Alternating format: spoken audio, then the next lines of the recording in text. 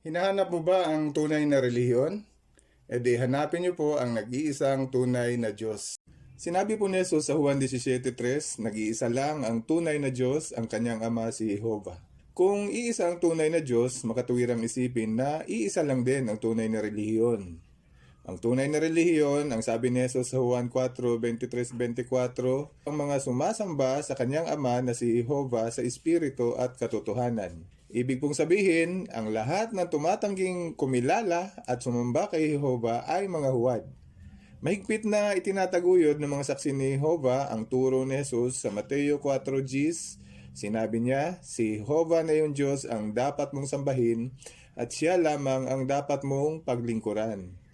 Hindi po nagturo si Jesus ng mga huwad na turo gaya ng walang hanggang pagpapahirap sa maapoy na impyerno, walang kamatayang kaluluwa, pagsamba sa mga santo at tribulto, at marami pang ibang doktrina na pare-parehong pinaniniwalaan ng halos lahat ng huwad na relihiyon. Inutusan din po ni Jesus ang kanyang mga tagasunod na ipangaral ang mabuting balita ng kaharian sa buong tinatahanang lupa sa lahat ng sangkatauhan. Mabuting balita po talaga. Bakit? Dahil sa lahat ng mga huwad na paniniwala, may nag-iisa pa ring turo ng katotohanan na kaayon pa rin sa turo ni Jesus. Pag-isipan po ito. Kung naniniwala lang din naman sa huwad na doktrina ang tunay na kongregasyon ni Jesus, edi wala pong dapat utusan si Jesus na mangaral sa gitna ng sangkatauhan dahil wala naman palang nagtataguyod ng tunay na pagsamba. At pare-pareho lang pala ang lahat ng relihiyon. Walang naiiba dahil lahat ay pagano at lahat ay naniniwala sa mga huwad na doktrina. Magiging walang saysay po ang pangangaral kung ang nangangaral at ang pinangangaralan ay pareho lang pala ng doktrina. Mabuti na lang, inakay muna ni Jesus sa pamamagitan ng banal na Espiritu ng Diyos na mahanap muna ang katotohanan ng mga saksi ni Jehovah bago sila inatasang mangaral sa sangkatauhan. Kung iisipin, wala rin naman talagang relihiyon na nakakatupad at gustong tumupad sa utos ni Jesus na mangaral sa lahat ng tao sa buong tinatahanang lupa. Kaya kahit anong pag-aangkin pa ng iba na sila ang tunay na tagasunod ni Jesus, kung tamad naman silang mangaral, siguradong huwad lang din sila. Ang lahat ng patriarkang ninuno ni Jesus tulad nila Abraham, Isaac, Jacob, Moises, David ay pawang mga lingkod din ng tunay na Diyos na si Jehovah. At si Jehovah lamang din ang kanilang sinasamba at pinaglilingkuran. Mababasa sa unang kronika, 29:10. Pagkatapos, pinuri ni David si Jehovah sa harap ng buong kongregasyon. Sinabi ni David, "Purihin ka nawa, O Jehovah na Diyos ng Israel na aming Ama magpakailanman." Sinabi ni Moises sa Deuteronomio 30:20, "Ibigin ninyo ang Diyos ninyo si Jehovah, makinig kayo sa tinig niya at manatili kayong tapat sa Kanya dahil siya ang inyong buhay at siya ang magpapahaba ng buhay ninyo sa lupaing ipinangako ni Jehovah sa inyong mga ninuno na sina Abraham, Isaac at Jacob." Siyempre, hindi mo naman iisiping huwad na mananamba sila Noe, Abraham, Isaac, Jacob, Moises, David at maging si Jesus mismo. Lahat po sila ay sumasamba at naglilingkod sa nag-iisang tunay na Diyos, si Jehovah. At kung ikaw ay nakaugnay sa mga grupo na ayaw man lang kumilala kay Jehovah, pag-isipan niyo pong mabuti at tanungin ang sarili, nasa tunay na relihiyon na ba ako? Libo-libo na po ang bilang ng mga relihiyon sa buong mundo sa ngayon. Pero ang totoo, dalawa lamang po ang kategorya ng mga ito. Ang isa ay tumpak at ang iba pa ay huwad. Kaya kung isa lang pala ang itinatag ni Jesus na relihiyon, ibig sabihin ang lahat ng iba pa ay huwad. Nang itatag ni Jesus ang kanyang kongregasyon, sinabi niya sa kanyang mga tagasunod ayon sa Gawa 1:7 at 8, magiging mga saksi niya nga sila sa Jerusalem, sa buong Judea, Samaria at hanggang sa pinakamalayong bahagi ng lupa. Ang nag-iisang tunay na relihiyon, ang sinabi ni Jehovah mismo sa Isaiah 43:10, "Kayo ang mga saksi ko, oo, ang lingkod ko na aking pinili." Malinaw, pumili nga ang Diyos ng mga mananamba at tinawag niya itong kanyang mga saksi ni Jehovah. Kaya kung si Jehovah nga ang kinikilalang Diyos ni Noe, ni Abraham, Moises, David at iba pang mga ninuno ni Jesus, siguradong lahat sila ay mga saksi din ni Jehovah, ang kanyang mga pinili. Kaya saan mo gustong mapabilang? Sa mga pinili o sa mga pinagpilian? Ang tunay na reliyon ayon sa Gawa 15:14 ay hindi lamang sumasamba sa tunay na Diyos na si Jehovah, dala-dala din nila ang kanyang pangalan. Kaya ang tunay na reliyon nakadikit po sa pangalan ang pangalan ng Diyos. Mga saksi ni Jehovah. Bakit ba iniutos ni Jesus sa mga tagasunod niya ang gawaing pangangaral? Ang unang dahilan, pag-ibig ng Diyos sa buong sangkatauhan. At nasasangkot po ang buhay ng bawat tao at kasama na ang iyong sariling buhay. Gusto ng Diyos na mabigyang babala ang bawat isa, magsisi, magbago, at maligtas at magkamit ng buhay na walang hanggan at hindi mapuksa. Nangako po si Jehovah ayon sa Isaias 1:28, ang sabi, ang mga rebelde at ang mga makasalanan ay pupuksaing magkakasama at ang mga umiiwan kay Jehovah ay hahantong sa kanilang wakas. Maaring hindi naman tayo rebelde, hindi rin naman tayo may tuturing na masama, pero baka kasama tayo doon sa mga umiiwan kay Jehovah o hindi nakakakilala kay Jehovah. Malinaw ayon sa teksto na pupuksain o wawakasan talaga ng Diyos ang mga masasama o mga taong nagre-rebelde at ayaw kumilala sa Kanya at ng Kanyang otoridad.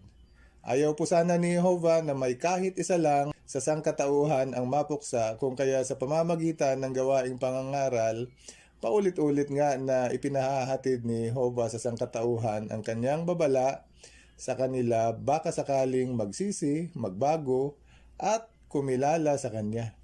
Pansinin po ang mababasa sa Ezekiel 3:18-19. Ito po ang sabi, kapag sinasabi ko sa masama, tiyak na mamamatay ka, pero hindi mo siya binigyan ng babala at sinabihan na talikuran ang masama niyang landasin para mabuhay siya, mamamatay siya dahil sa kasalanan niya at dahil sa masama siya, pero sisingilin ko sa iyo ang dugo niya. Pero kung binigyan mo ng babala ang masama at hindi niya tinalikuran ang kasamaan niya at ang masamang landasin niya, mamamatay siya dahil sa kasalanan niya, pero maililigtas mo ang buhay mo. Ayon sa teksto, gusto ng Diyos na talikuran ng isang kasamaan upang makamit ang buhay o buhay na walang hanggan. Pero kung hindi niya daw tatalikuran ang kanyang masamang landasin, mamamatay nga siya dahil sa kasalanan niya. Kaya sa halip na kutyain at pagtawanan ang mga ginagamit ng Diyos na tagapaghatid ng mensahe, hindi ba dapat magpasalamat ka sa Kanya dahil sa paulit-ulit kang binabalikan ng mga saksi ni Jehovah sa iyong tahanan? Tandaan, sila lamang po ang tumutupad sa gawain na iniutos ni Jesus na gawin. Mahal ka ni Jehovah at gusto kanyang iligtas mula sa tiyak na kapahamakan sa araw ng kanyang paniningil sa kasamaan. Ang pangalawang dahilan kung bakit dapat mong marinig ang babalang mensahe ng pangangaral, hustisya.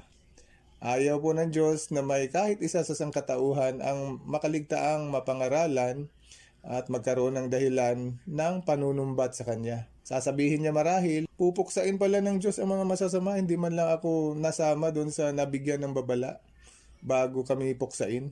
Ayaw po ng Diyos na maisumbat nga sa Kanya na hindi sila napangaralan bago puksain.